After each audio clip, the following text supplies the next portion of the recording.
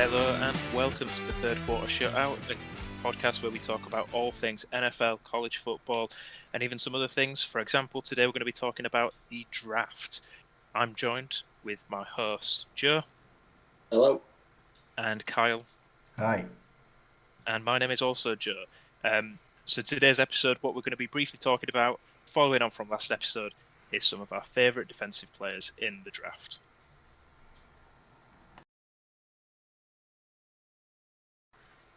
And before we, kick things off with some of our favourite players, what we want to discuss quickly is, the two best players in the draft. Obviously, there's some contention there, but we're going to discuss quickly Abdul Carter and Travis Hunter, the consensus 1 and 2, however which way you want to have them. So firstly, Joe, I'm going to throw it to you. Kind of, what are we feeling about Abdul Carter, who I think is probably going to go number 2 overall? Yeah, he probably will. I mean, partnered alongside Myles Garrett for the Browns is going to be unreal. He's an absolute freak of an athlete. Moved down to edge rusher this year and has been absolutely sublime. Obviously, we haven't seen a lot of his athleticism with his stress fracture in his foot, ruling out the combine and, causing a little bit of doubt. But I think the tape speaks for itself. He's going to be an absolutely amazing edge rusher. He's going to be an absolute demon in this league. I can't wait to see it.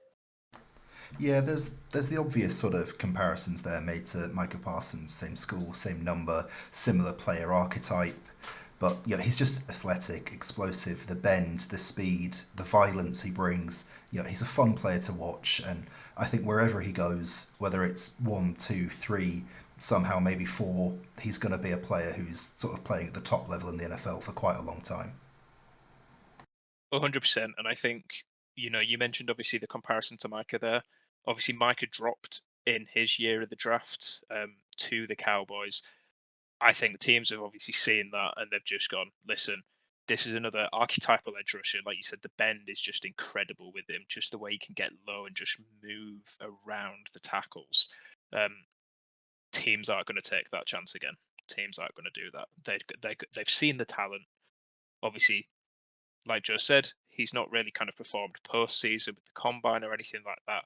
Don't think he's doing a pro day or anything like that either. He's solely relying on the talent because it's there and it's so evident.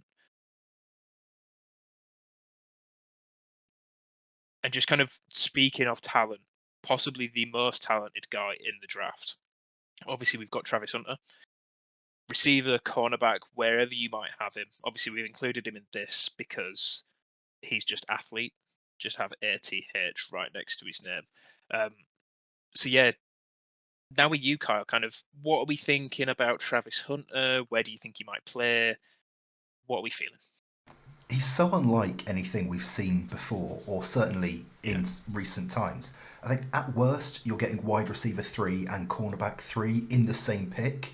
His floor as a single side player, so either on offense or just defense, would probably be pick 16. So either way, you're getting a premium player, but you're getting it on both sides, and that's just the floor. There isn't a guarantee he's going to be a generational player on both sides, but he's going to be a day one starter at receiver and cornerback. Whether he focuses on one side and sort of spells or does certain packages on the other, he's certainly there and he's got the talent to excel. I think a lot of uncertainty around him is the league itself doesn't have experience with high level players at this sort of caliber. You've seen cornerbacks who occasionally go in on offense or receivers who you'll put in on sort of Hail Mary packages. He's so much more than that. He is a true sort of day one player on both sides of the ball. And I think it's going to be really exciting to watch come September when we see him in the big league for the first time. Yeah, it's going to be really intriguing to see how teams evaluate him because obviously, you are going to draft him to play one side of the ball or the other. So I think every single team is going to value that differently. It is a really, really strange situation. I mean, Heisman Trophy winner goes without saying that he is a very, very good player. And I think he probably profiles as a cornerback. I think the cornerback class isn't quite as strong as the wide receiver class this year. So I think he probably will be looked at as more of a corner. But again, other teams are going to look at him as a wide receiver. I think it just depends on need, really. It 100% does. And I think, you mentioned obviously the cornerback class. Obviously, we've got Travis Hunter. Receiver, cornerback 3 in the same pick. So either way, you're getting a premium player. you've both kind of hit the nail on the head there with the team that he goes to is going to be dependent on where he plays. Now, obviously, you see a lot in the media of kind of, can he play both? Can he play both? Ultimately, no one knows. Like you said, Kyle, he's a starter on both sides of the ball. We've never really had this before. You've had people that can do, defense and special teams really well, but not necessarily the offense side very well. Being able to start on both, and we're definitely going to see it in kind of the OTAs and especially kind of the preseason games, I expect. Listen, the sky's the limit for this kid, and he is young as well. He's young. He's got time. Let's say, for example, you see him as more of a cornerback, like Joe said he sees him more as. Well, that's fine, because if your team's got a good veteran receiver to kind of mentor him, there's nothing saying that he's then not one of the top receivers in the league a couple of years down the line. He's got the athleticism to do so. I think it's just going to depend ultimately on the coaching and stuff. But kind of with that in mind, we're not going to cover these two guys in detail because it's been done so much before. So we'll move on to, some of our favorite players.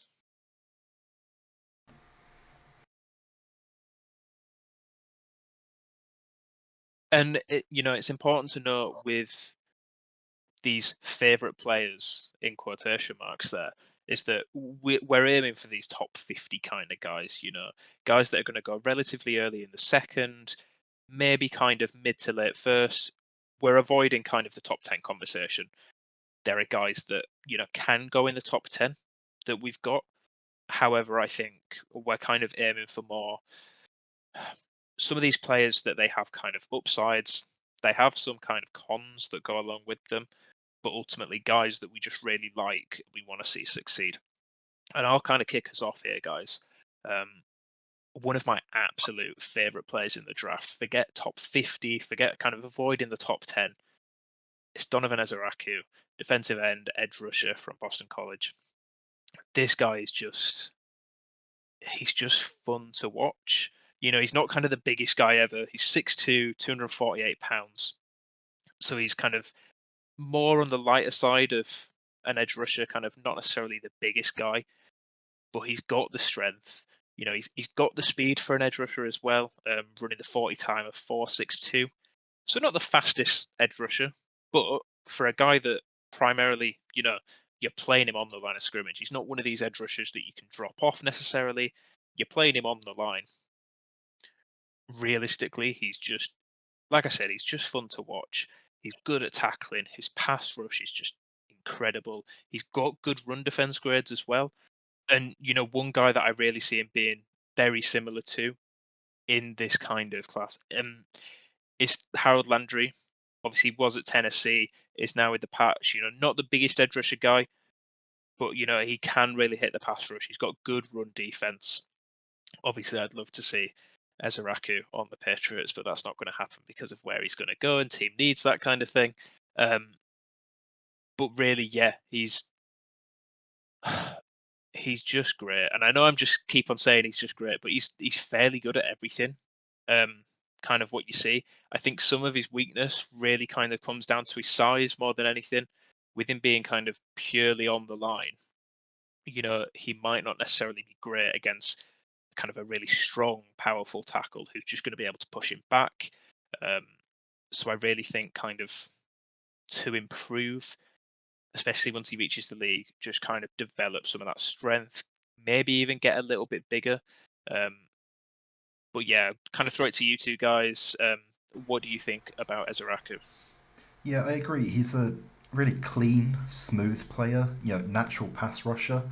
And I think if you look at sort of how he plays compared to how some of the other edges in this class play, he's got quite a good sort of football IQ about him as well. As you said, small sizes. It's not like he's tiny, but he is undersized for an NFL defensive end. He could get washed against NFL offensive linemen. They're going to be a lot bigger than the sort of guys he was facing when he was at Boston College, especially versus the run. But that might sort of mean that a team that wants to live in a bit of a 3-4 packages more often would take him and sort of move him to outside linebacker sort of edge in that situation rather than having him hand in the dirt, defensive end, trying to mix it up with the big boys.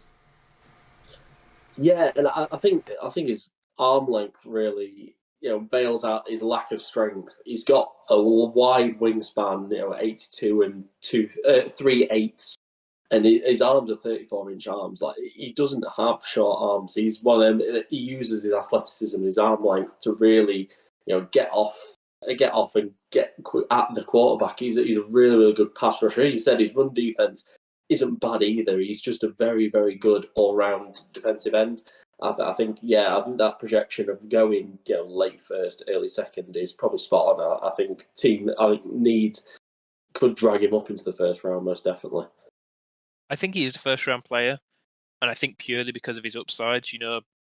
Start of the episode, we spoke really quickly kind of about the bend that Abdul Carter has and how teams kind of see the bend these days and kind of just go, you need to take a chance on this, because if you've got a guy that can go with speed around a tackle like that, you kind of need to take a chance on it. I'd say, for me at least, he's probably got the second best bend out of edge rushers in this draft. You could argue that Mike Green, might have the second spot, but I'd say it's fairly close between him and Ezeraku. And like I said, I really see him kind of being a late teens pick, especially with kind of all the needs on defense, especially around the late teens. I see a team kind of taking a chance on him there.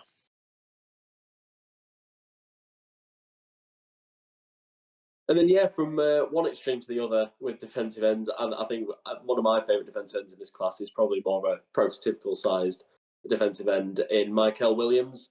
He's a physically imposing specimen out that Georgia defense. That they don't do anything but athletes from that defense, I don't think. He didn't compete at the combine, but ran a 4.77 at his pro day, which is speedy for a guy who's 6'5", 260 pounds. He's, when it comes to run stuffing, he's absolutely quality. He's powerful, he's strong. He's absolutely exactly what Georgia produces, and he's really versatile as well. I mean, with those Georgia defensive ends, they just move around all over the place. they don't stop moving, which is brilliant. But there are a couple of drawbacks to him. I would say he's a bit inconsistent. He's probably a bit of a raw edge rusher, which raises a few flags. I do like his profile. I really love his profile, but some of his inconsistencies on this tape do worry me a little bit. So he does think, for me, is a bit of a boom or bust prospect. I want to bet on the boom. I really, really want to bet on the boom. I think you've described it perfectly with the boom or bust, because he really is. Like, don't get me wrong, I think he's going to be successful. I really do. But you get it where, as an edge rusher, teams want you to kind of produce, which in the pass rush, he hasn't really done at Georgia. Now, is that an effect of the coaching? Because the coaching never really used him as kind of like a stand-up kind of defensive end, which is go get the quarterback. He's not really been used like that much. And I don't think he necessarily has twitch. I think one thing that is kind of a little bit clear when you see the film is that he doesn't have that drive, I want to say. Obviously, he has the drive, but he doesn't have that quick first reaction to really kind of attack the quarterback, which I think can, it depends on what teams are kind of wanting from him. His run defense is really good, and he's going to be a really good run defender, but it's whether or not he can really kind of tidy up that pass rush and really kind of learn how to get to the quarterback as quick as possible I think is going to be kind of how he's viewed in kind of coaching staffs, and really kind of if he's going to be defined as the boom or bust. Especially, he could end up going top 10. He's one of those players that we said is a top 50 prospect, but his range really is anywhere from 8 to the Panthers I think the 40s. It is a wide range, isn't it? And you look at what the Panthers coaching staff and front office want from their sort of typical edge player. It is him. It's a bigger bodied guy. It's definitely where they start. And you've both hit the nail on the head with sort of his run stopping ability being one of the better, if not the best, out of this edge group, and being raw as a pass rusher. But if you were to draw or describe the ideal edge, defensive end, whatever you want to call them, you're going to draw him. He's what you come up with. There's going to be a team somewhere. It could be as early as 8. It could be as late as, end of the first. But there's going to be a team that looks at what he is and takes a gamble on that upside. Because look, if he hits that upside and he reaches his ceiling, he's going to be unstoppable and he's going to be a very, very good player for a very, very long time. And the thing with me that impresses me the most is he always appears to have like 5% more. You look at him in the fourth quarter and his late game play is, I don't know whether it's, again, because of sort of the physicalness that he brings or, what it is, but he's always going when everyone else sort of heads start to drop. He's still going to keep going. He's still going to keep fighting. The backside pursuit, whatever it is, he's there. He's always going to make sure that he finishes the play. I think the thing for me is, I think he gets put into the same bucket as Shamar Stewart. I think, they are two very athletic freaks that are really good at run defending, but haven't quite put it all together when it comes to the passing game. I think that they're both in that bucket. I don't think he's as extreme as Shamar Stewart, but I think that they can be looked at pretty similarly. But when it comes to edge rushers and defensive linemen in the NFL, they need time to develop. Like, they probably aren't going to be the best players in the league in the first 2, 3, maybe by the end of the rookie deals, they probably aren't going to be the best players in the NFL. But I think those sort of players that in their second deals are going to be absolute. Yeah, I think they're going to really develop and become absolute animals. Yeah, and I just want to kind of jump in quite quickly there and just say, obviously, you compared him to Shamar Stewart, and it's a good kind of comp in the sense that, you're talking about two players in the same draft that have limited production at college, but are still thought of as first round picks. He brings that physicality, but like you said, I think he just does need some time to develop, which could possibly push him to kind of the later first.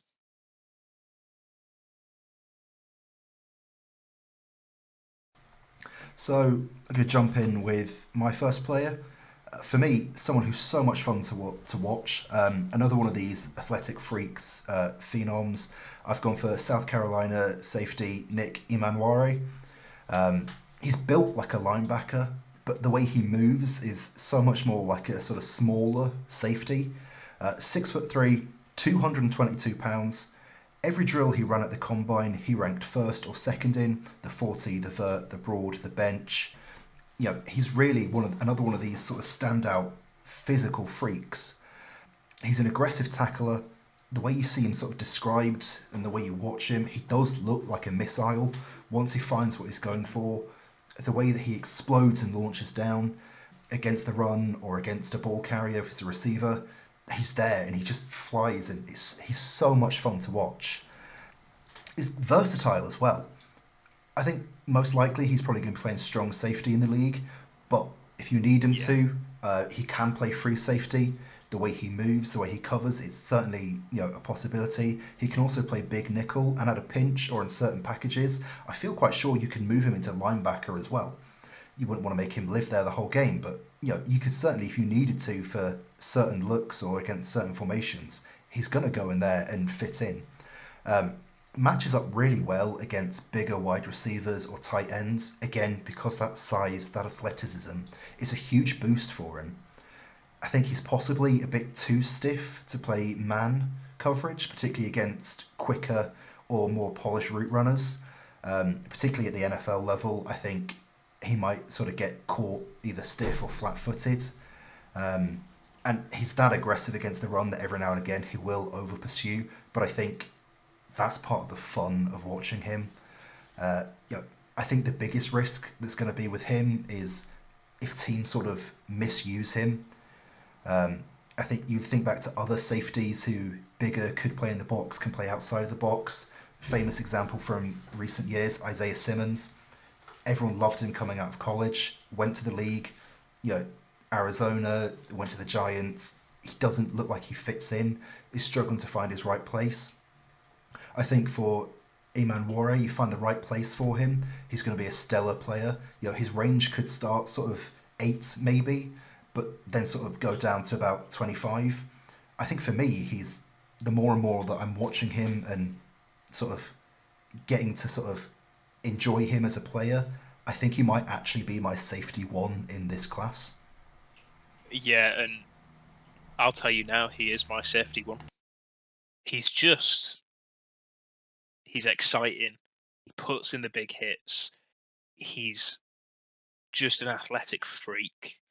You look at his combine stats. I mean, if anyone won the combine, I know a combine isn't everything, but in terms of his measurables, a 4.38 40, a 43-inch vert, 138 broad, 1.49 10-yard split. He's I rarely see him, and it's obviously he's not the same player, but if you find a team that can use him right, he's on that kind of not the same level, but Cam Chancellor-esque in that he's just gonna bring the boom. He's just gonna absolutely level a receiver who's trying to catch a ball, which the league doesn't necessarily like these days. You look at Derwin James last year getting suspended like twice, I think it was, for unnecessary roughness when he was just absolutely leveling these players. You can 100% him, and I know you said that you wouldn't want him to live there all game. In my personal opinion, I think you could bring him down for a fair amount of his reps and be a box safety. A little bit, and I know it's not exactly the same, but play him a little bit like how Jabril Peppers plays. A safety who can really cover, especially in kind of like a zones kind of scheme. Send him deep, but you can really bring him up and just absolutely level a big running back, a tall receiver. You can even, and I've not kind of watched so much film that I've seen him do it, you could send him on a safety blitz even. Just really kind of start walking him up and just fire him through the gaps because he's tackling. Yes, he can over pursue, but actually when he gets hands on someone, he ain't letting them go and he just absolutely spears them. Yeah, you've absolutely read my mind with that, Joe. I think for me, he is like he's been ripped straight out of the Legion of Boom and put in this draft. He's absolute. Yeah, he's a monster back there. He's quick, strong, athletic. He's everything you want from your safety. I don't think he got enough pop at the beginning of the process, but especially after his combine, he's definitely warranted everything he's got, and he's going to be up there on draft night. I wouldn't be shocked if he's inside the top 15. I know safety is not a highly valued position usually in the draft, but I think this draft is a weird draft where positional value probably is going to go out the window a little bit. I think you've got to value the player more than the position value, because I think if you're looking for position value, you're going to take some not questionable prospects, but probably not the best players in this draft. So I think Evan Ware is probably one of the best players in this draft, and he will succeed pretty much anywhere in the league. A strong safety blitz with Evan Ware off the edge is a scary prospect for any QB in this league. I think it's funny that you mentioned sort of the blitzing or using him closer to the line. I can't remember the exact number, but I think it's sort of roughly twice per game he was lining up on the defensive line anyway. So it's not like he's inexperienced at it. It's not a full-time thing, but you certainly send him, get him in the backfield, cause some harm. Even just once a game, like a team's not expecting it, you just absolutely send him through, and not even round the outside either. You find it a lot of successful safety blitzes is you start walking them up as to kind of be a little bit of a box safety. Once the interior defensive line are engaged, you just send him straight through a gap that is semi-open and let him absolutely wreak havoc. I think the best way to describe him, and I think it sort of sums up him as a player, is if he goes to the right team, he will be a fan favourite by week 3. Oh, yeah. Like, if he goes to the right place, the fans are going to fall in love with him.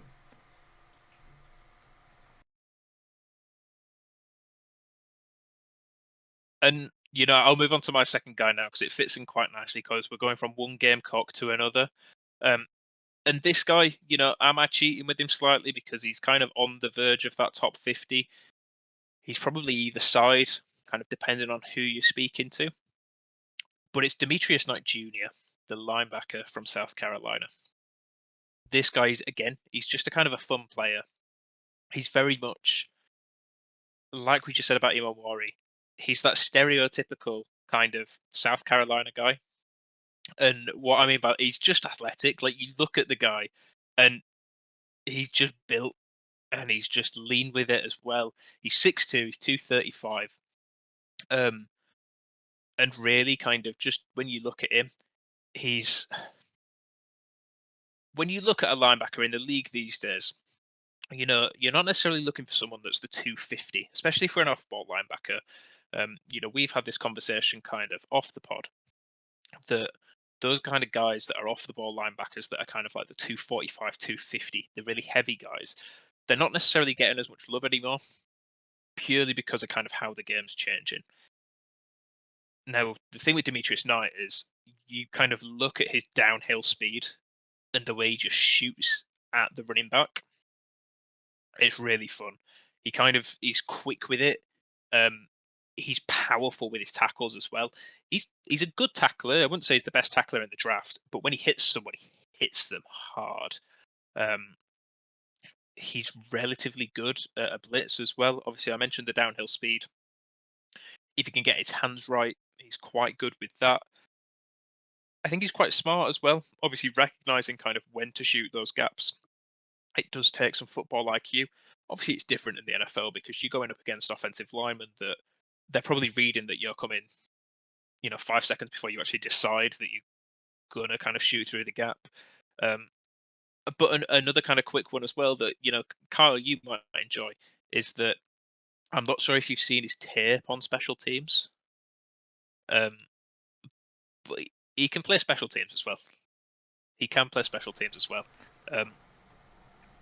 I think he does kind of suffer a little bit from, like what you said about Imam Wari, though, is that sometimes he can over pursue. He's either, it's not all the time, he can either be too eager to kind of get to the ball and overshoot it. Sometimes he's kind of the complete opposite side.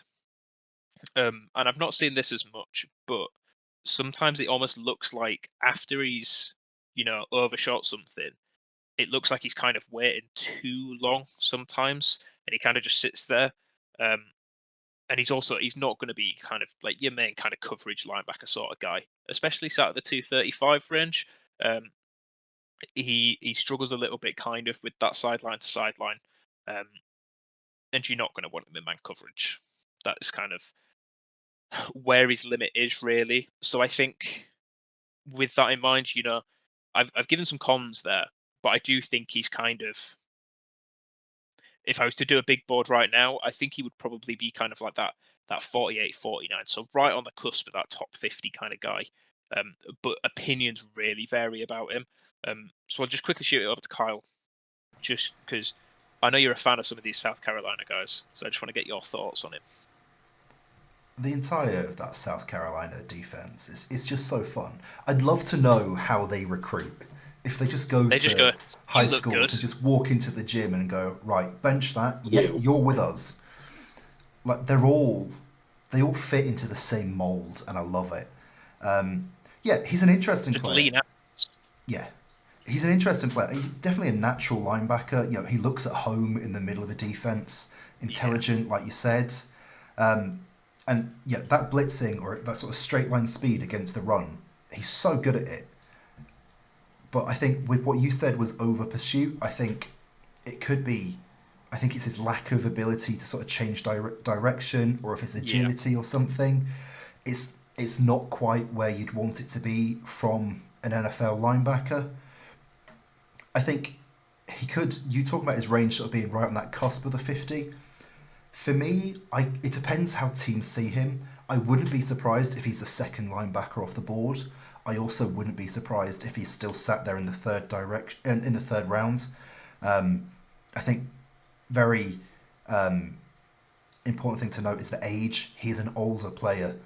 I think He is. I don't think he has sort of the ceiling that some of these other guys have, and I don't necessarily know if he has a flaw. I think he just is. I think what you see is what you get. He's not gonna be, he's not gonna get to the NFL and look completely different.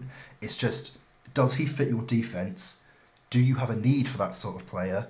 If so, he's good to go. Happy. If not, I'd steer clear of him. And as you mentioned, the special teams, love that. Any player, he's going to get involved in special teams, and any player who It's the does straight that is coming into effect, isn't yeah, it? It's, yeah. and this is the thing with him. And Joe, I'll just throw it over to you in just a second. But jumping on what you've just said there, I think if you're looking for a role player, he's kind of your guy. If you need someone that's going to be good at tackling the running back between the tackles and kind of getting through those gaps and just shooting through, he's going to be the sort of guy that you're looking for. But if you're looking for, the do-it-all kind of jack of all trades, Mike linebacker that can, drop into coverage, cover in man, but really kind of attack the run as well, he's much more kind of one-sided than a couple of the guys in the draft. I think he's a much higher level than quite a few of the guys, especially attacking the run. But he's not kind of that do-it-all kind of prospect that makes you go, he's going to be elite.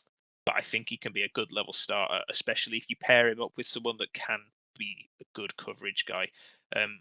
But kind of enough from me, Joe. Kind of what do you think about him?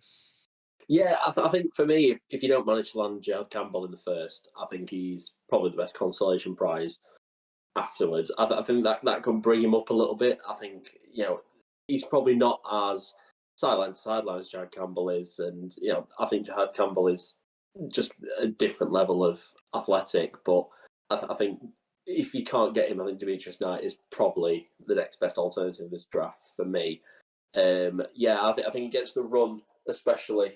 He's just naturally gifted. I think he could do a job in zone. I think his instincts as a linebacker could bail him out in zone. But I agree. I don't think he can play man. I think it's going to take some coaching. I think that's the problem with him. Obviously, his age. He probably needs some experience at NFL level, like a couple of years of development, and then he's kicking on a little bit. I think that could put some teams off. But I think he's just a great player. He definitely deserves to be in that second round conversation. I don't think he'll fall as far as round 3. It's that same conversation with Darius Alexander.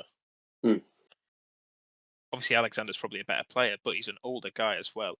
So if you're picking him knowing that, listen, we need this guy for the next 3 to 4 years, and then we're probably not going to need a guy that's edging on 30 on his rookie deal.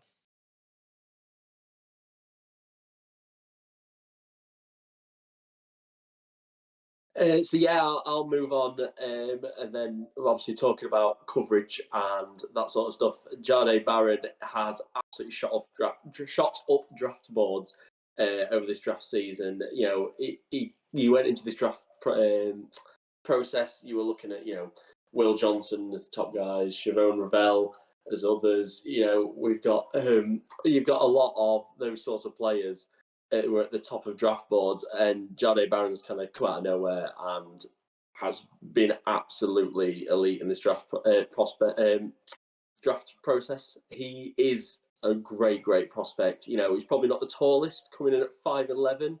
You're not going to ask him to be an outside corner, but what he does do in the slot and at safety is absolutely unreal. He's smart, he's physical, he's a great tackler. His play recognition's elite. I mean, to be fair, all you really need to do is watch his game against Georgia this season, and you'll understand why he is where he is on mock drafts and in the draft conversation. He's just a really good corner. I think whoever gets him, whoever needs a corner in this draft, you look at teams. It probably even is a bit low at this point, but you look at teams like the Bengals. You need a corner. You're sprinting that pick in if he's there. But yeah, he's absolutely superb, and I'm really interested to see what you guys think about him. Throw it over to you first, Joe. I'm going to argue with you a little bit here, And I'm Okay. going to agree. I'm saying going to that agree this with you here, Joe. man is probably not an outside corner is disrespectful. This man can play anywhere he wants to in the secondary. You can drop him into a safety position, and he will be the best safety on your team. This guy for me is a top 6 prospect for me personally. Especially if you're looking at kind of what they've done and what they can do. You're looking at someone who has incredible man coverage grades, who is also really, really good in the zone. I think he's better in zone than he is man coverage personally. And then you look at the ball skills as well. Once he gets that ball, his ball skills are incredible. And I'm just bigging up the guy that you did him a little bit dirty, to be completely honest. His IQ is great. He's physical, which sometimes you don't often see from some of these cornerbacks coming out of college. You often see that they're not necessarily the most physical guys, and they have to learn that in the NFL. I think this guy's a plug and play in essentially any team. You've got some teams that, he's not going to be a cornerback one on. And you're not always going to want him to go up against, a team's number one receiver, like a top receiver in the league, like a Jefferson, a Chase, those kind of guys. I don't think you necessarily ask him to do that straight away, but depending on the team, this guy's a solidified cornerback 1/2 who you can essentially just move around like a chess piece, and he's always going to produce. Oh yeah, I completely agree. Sometimes you talk about offensive linemen and you think, right, well, you take this offensive lineman because he can play anywhere across the line and he lets you get the best 5 out there. He's a defensive back equivalent. Corner, nickel, strong, free, any of them, you get the best guy. Put him in your defensive back room and you can absolutely get like your best 5 out there. I think the only thing I wouldn't want him to do is to play sort of press man on a every play sort of basis. Anything else, if you want to live in zone, a little bit of off man, nickel, either of the safety in the box or deep, he's your guy. He's such a clever player, a true versatile defensive back. I think if it wasn't for the uniqueness of Travis Hunter that we discussed earlier, he'd be the clear defensive back 1 for me. And you can tell that he's got high school experience playing wide receiver as well, with his ability to break on the ball. Sometimes you watch it, and he appears to know when the ball's there before the wide receiver does. And that's a DB. He's so good. I think for me, his range starts at 5. You get the first 4 teams off the board, a QB, Carter, Hunter, and whatever the Patriots are left with, or if someone else has gone something there. And then it's from the Jags onwards, it's whether you need a defensive back, any of them, or you're just taking best player available, that's when his range starts. There's very few surefire, can't miss prospects, but his ability to do so much at so many different positions, I think he's one of the few players that you can, as close as you can, get to guarantee he's going to be successful.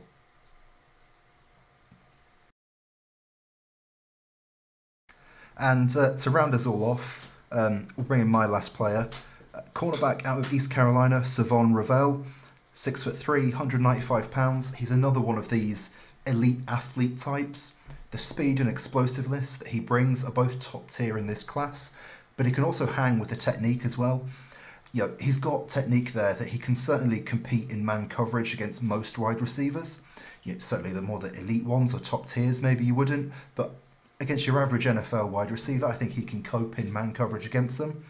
He's perhaps a little bit slender for the NFL, but he doesn't play like he's a sort of slender, smaller guy. He's willing to get stuck in at the point of a tackle, or if he's being blocked, he's going to be fight.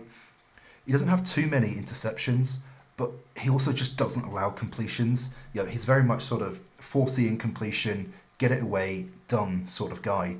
Very sort of technically sound player. He does have the big concerns, and they're both big concerns that you need to think, well, are these going to impact his NFL ability? First one, the ACL injury. Will he be the same player when it's healed? From what we can see, he's going to be fit by the start of the season. But at what point will he be fit? How much of the OTAs? How much of pre-season will he be able to compete in? And then the other thing is, it's a small school player. If you're a small school player, you're playing against small school opposition. The competition isn't as good. Now, in his defence, even though he's playing against smaller players and less reputation players, he's still dominating. You can tell he's the best player out there. I really think that he could be an outside cornerback in the NFL in a man-heavy system, and there's not a lot of guys that you can say that about. For me, his range sort of starts in the mid-first if he's healthy. If he's sort of less healthy, or we don't know how these medicals are coming back, he sort of ranges towards the back end of the first. But I think he'll be gone by the time we start hitting the 40s. I think he will be as well, and I think even if he's still not 100% by the start of the season, obviously teams are going to know this when they invite him for the top 30 interviews and stuff like that. They're going to have medicals with him, and they're going to speak to his coaches and his medical staff as well. That's going to be crucial, but you have a team, and I'll just use them because of where they are right now. If he's still there in the Saints' second round, you take a chance on him. There are teams as well that could need him, especially kind of, and I'll use it as an example. Let's say, for example, the Browns were to kind of shock the world and take a quarterback and not run with Kenny Pickett. I said that with a straight face, didn't I? And not run with Kenny Pickett. The Browns are, what are they, 33, 34?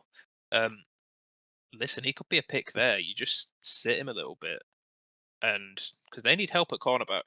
A lot of teams kind of, especially kind of towards the top of kind of the picking order, need help at that defensive back position. And they're not going to be picking there because there's quite a few people that, you're not going to want to pick that high. Even like a Jade Barron that we just spoken about, you probably not want to pick him top 5 necessarily. But I think with Ravel, it's one of those where he will be a good player. But listen, an ACL tear isn't the easiest thing to come back from, especially when you rely so heavy on a lot of your fluidity, especially in man coverage. I think sometimes that can be a little bit difficult, but we've seen it done before. It can be done again. It's just whether or not it impacts him coming in as a rookie as opposed to having a couple of games in the league first, if you know what I mean.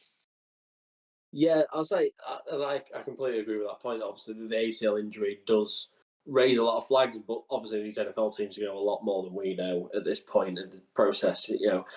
If you aren't drafting for the first week of the season, you're drafting for the next 4 or 5 years.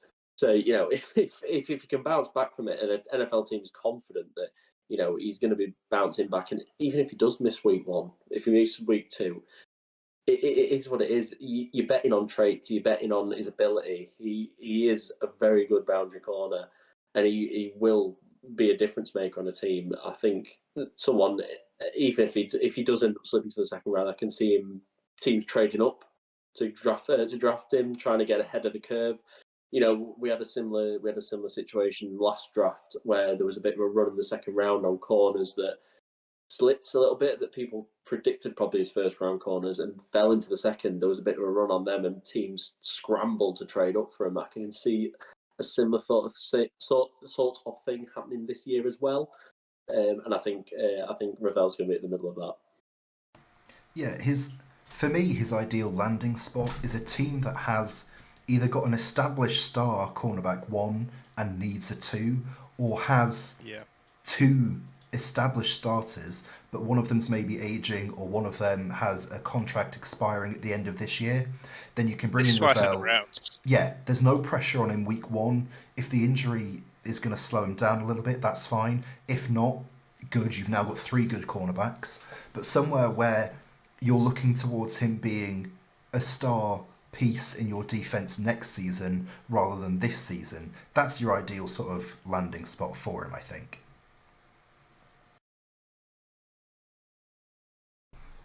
Yeah, and that's it from us. Obviously, we've gone through kind of some of our favourite top 50 guys there. I think we had some good conversations, highlighted some, real positives with them, some negatives as well. But this is why we're not speaking about the top 10 guys. We're wanting a good conversation on all of these. And really kind of next week, that's when we kind of start to light the fire in what we're calling our diamonds in the rough. Some of these day 3 guys that we are really in love with. And I'll tell you now, some of us are really in love with some of these guys. So I'm looking at you, Kyle. I hope you're ready to talk FCS ball. Yeah. But like I said, that's it for today. So obviously kind of however you're kind of watching, listening, make sure to kind of keep on listening. We're going to kind of do this up until the draft, and then obviously we'll have some post-draft coverage leading up into the season as well. So from us, that's been everything.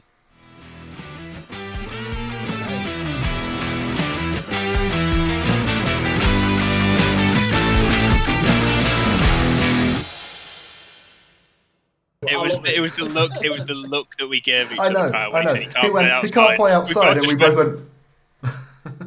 Are you sure about that?